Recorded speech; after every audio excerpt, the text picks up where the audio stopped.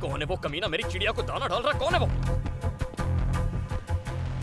उसे फ्लूट क्यों दे रहा है वो उसे? अरे वो मेरी फ्लूट बजा रहा है। कौन है वो आदमी मूर्ति? अरे वो केक खिला रहा है उसे मूर्ति। मूर्ति जाकर पता लगाओ कौन है वो। जाओ। हाँ मैं पता लगाओ जाओ।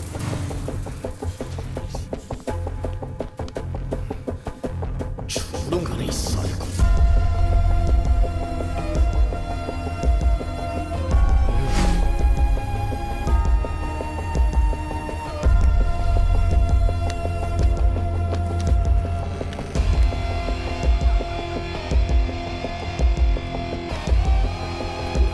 मेरा म्यूजिक सिस्टम है।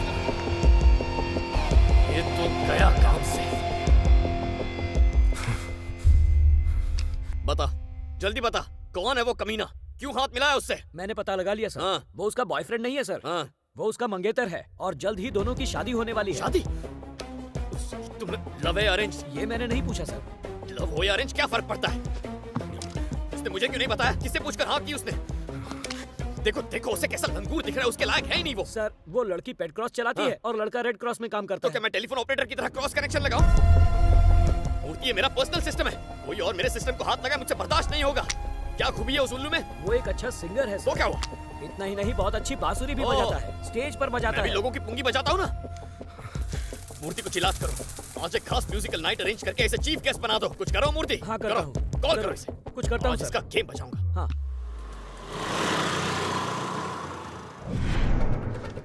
प्रणाम आंटी। नमस्ते आंटी। नमस्ते। कैसी हैं आप? मस्त हूँ। नमस्ते। हाय चिकने। सब ठीक है ना? नमस्ते भाभी। नमस्ते। कौन है रे तू? मैं बांसुरी बजाता हूँ। ए रोजा, ये तो बजाता है रे। वाह, क्या तुम बांसुरी बजाते हो? मुझे बांसुरी सुनना बहुत अच्छा लगता है। थैंक यू दीदी। प्लीज। जी ओके। देखिए दूर से ही बात कीजिए। हाँ, बैठो, प्लीज। बैठिए आप हाथ छोड़िए ना, कुछ हो रहा है। बांसुरी बजाना शुरू करूँ? हाँ, हाँ, बहुत देर हो गई। पहले मैं ये छोटी वाली को बजाता हूँ, फिर बाद में बड़ी वाली को बजाऊंगा। ओके ना? तो शुरू करें? ओके।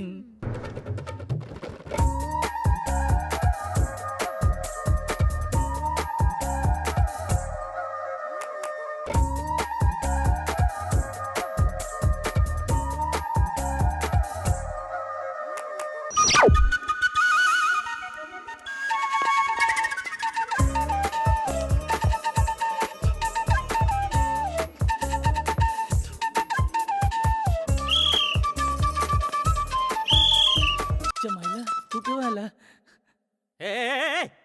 नमस्ते सर। क्या चल रहा है यहाँ पे? Cultural programme. Red light area में कल्चरल प्रोग्राम? ये रेड लाइट एरिया है? मुझे नहीं मालूम था। तुम्हें क्या लगा यहाँ क्या है? मैं समझा कल्चरल प्रोग्राम है। फोन पे बात हुई थी कि 50,000 मिलेंगे। जीपीएस में एड्रेस ढूंढ कर मैं यहाँ पर पहुँचा हूँ। मुझे नहीं पता था कि ये रेड लाइट एरिया है। वैसे जहाँ पर शराबी और अय्याश लोग आते हैं, क्या ये वही जगह है? अच्छा, भोंदू समझता है हम लोगों तो को? अभी बेवकूफ पता लगते हैं हम? हैं? क्या बोला रे तू? रेड लाइट एरिया के बारे में नहीं जानता है? पुलिस से झूठ बोलते शर्म नहीं आती? नहीं सर। क्या कहा, शर्म नहीं आती? एक नंबर का छड़की लगता है तू। मंदिर मंदिरालय में तुझे फर्क नहीं पता? कल रात पुलिस ने रेड लाइट एरिया के एक कोठे पर छापा मारा। वहाँ किशोर नाम का बांसुरी वादक रंगे हाथों पकड़ा गया। आर्ट एंड कल्चर डिपार्टमेंट के प्रवक्ता ने बयान दिया कि सभी कल्चरल प्रोग्राम्स पर वो हमेशा क्या के लिए कहीं का? बैन लगा देना इस चाहिए। पे भरोसा करके मैंने बहुत बड़ी गलती की। ये तो मेरे मासूम बच्चे की जिंदगी बर्बाद कर देता।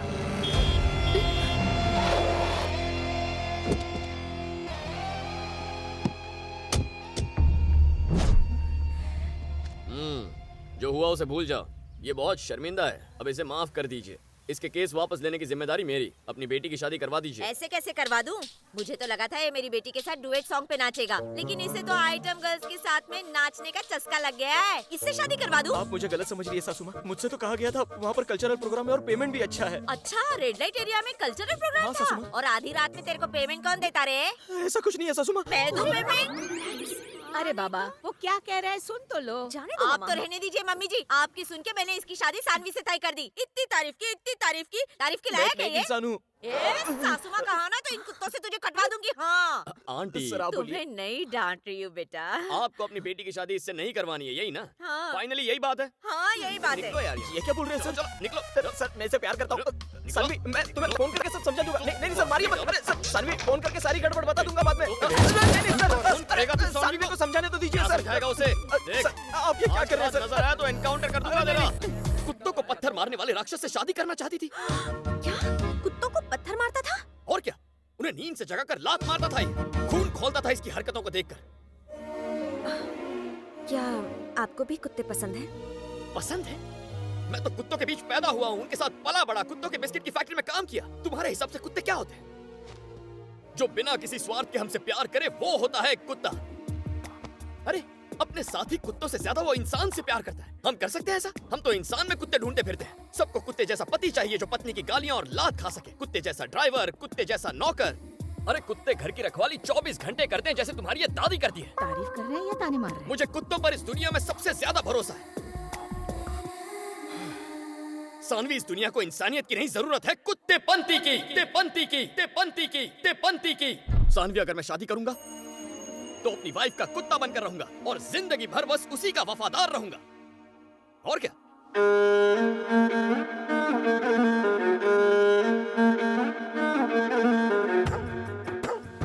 सर, मुझे और कितने चक्कर लगाने होंगे? हर रोज मैं बताती हूँ कि मेरी बेटी लापता है, पर पुलिस कुछ करती क्यों नहीं? अरुण कौन है? हाँ? हाँ? अरुण कौन है? मेरी बेटी का फ्रेंड है, दोनों साथ में पढ़ते हैं। कहाँ रहता है वो? हाँ, वो गाजुआका में रहता है। गाजुआका में माता की मंदिर के पीछे उसका घर है। जिस दिन से तुम्हारी बेटी गायब है उस दिन से वो भी घर नहीं आया। अब समझ रही हो मैं क्या कह रहा हूँ? तुम्हारी बेटी उसके साथ भाग गई है।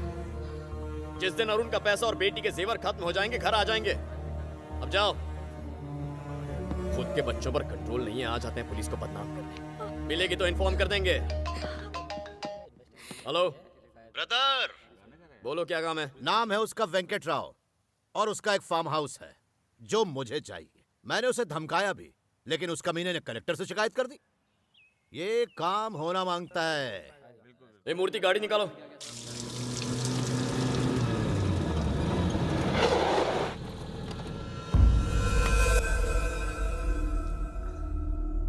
वेंकट जी, ये प्रॉपर्टी कब खरीदी? तकरीबन 25 साल हो बाप रे, तब ये घर कितने का पड़ा? 2 लाख, और आज क्या कीमत है इसकी? करीब 50 करोड़ होगी। बाप रे, कीमत तो आसमान छू गई है। क्या बात है, गुड।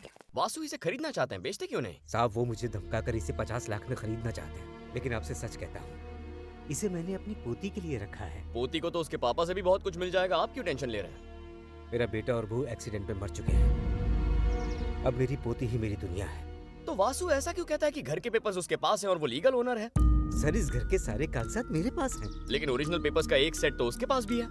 कल को वो अगर ओरिजिनल पेपर्स लेकर कोर्ट में जाएगा तो ये केस सालों साल चलेगा। ऐसे में आपकी पोती को ये प्रॉपर्टी मिलेगी, इसकी क्या गारंटी है? मेरी बात समझिए। वासु 50 लाख देगा, बस पेपर पर साइन कीजिए। मगर इसकी कीमत 50 करोड़। अपनी पोती की जिंदगी ज्यादा इंपॉर्टेंट है या 50 करोड़? जानते हैं वासु कितना बड़ा सनकी है? अगर उसने आपकी पोती को किडनैप कर लिया, कहीं छुपा दिया तो, उसे जान से मार दिया तो? क्यों टेंशन बढ़ा रहे हैं वेंकट जी? पेपर पर साइन कर दीजिए। मेरी बात की सीरियसनेस को समझने की कोशिश कीजिए। साइन कर दीजिए। सर, आपकी पोती को किसी ने किडनैप किया है। कहा था ना आपसे ऐसा कुछ हो सकता है। मार देंगे आपकी पोती को। वो उसे कुछ हुआ तो ना आप कुछ कर पाएंगे ना मैं कुछ कर पाऊंगा। ऐसी प्रॉपर्टी किस काम की जो आपकी पोती की जान ले ले? आप अभी साइन कीजिए, मूर्ति पेपर ला, साइन कीजिए। सर सोचिए मत, साइन कीजिए। वेंकट जी, मेरी बात की गहराई को समझिए। उस लड़की की जान बचानी है या नहीं? साइन कीजिए।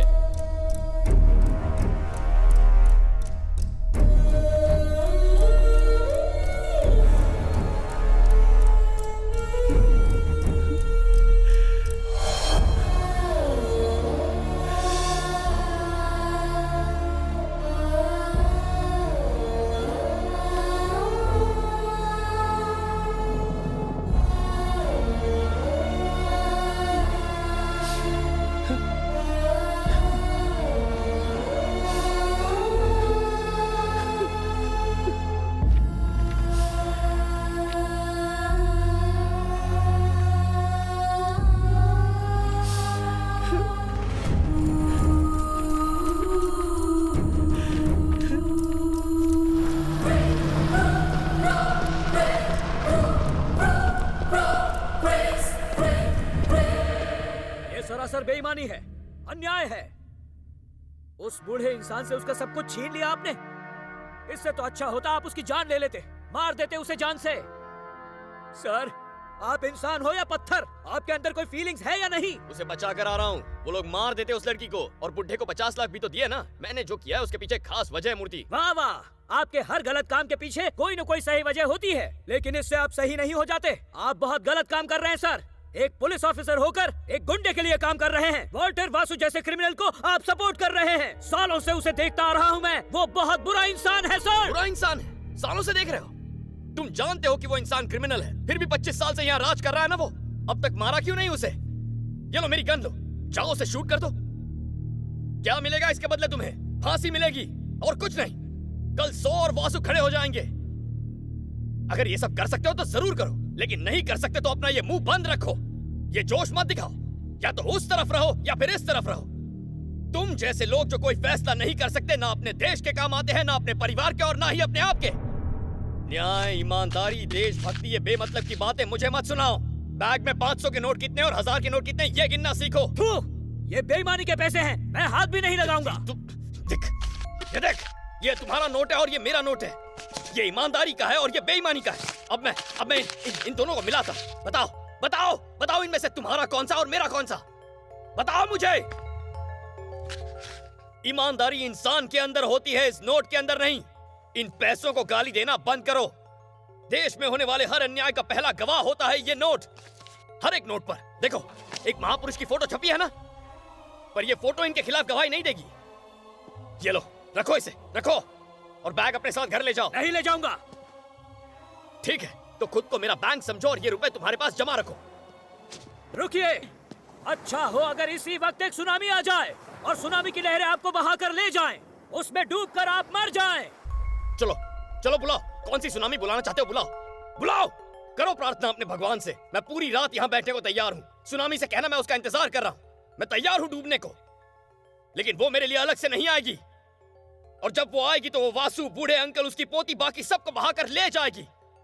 मेरी और तुम्हारी तरह उसकी सोच में कोई कंफ्यूजन नहीं है। वो क्लियर है, सबको डुबाकर, मारकर, बहाकर ले जाना है। सुनामी लाएगा सुनामी। चलो मैं बैठ जाता हूँ। बुलाओ उसे। कहाँ है? इल्जाम तो ऐसे लगा रहा है मानो मेरी वजह से किसी का रेप या मर्डर हुआ। इतनी बकवास करनी थी तो डिपार्टमेंट क्यों ज्वाइन किया?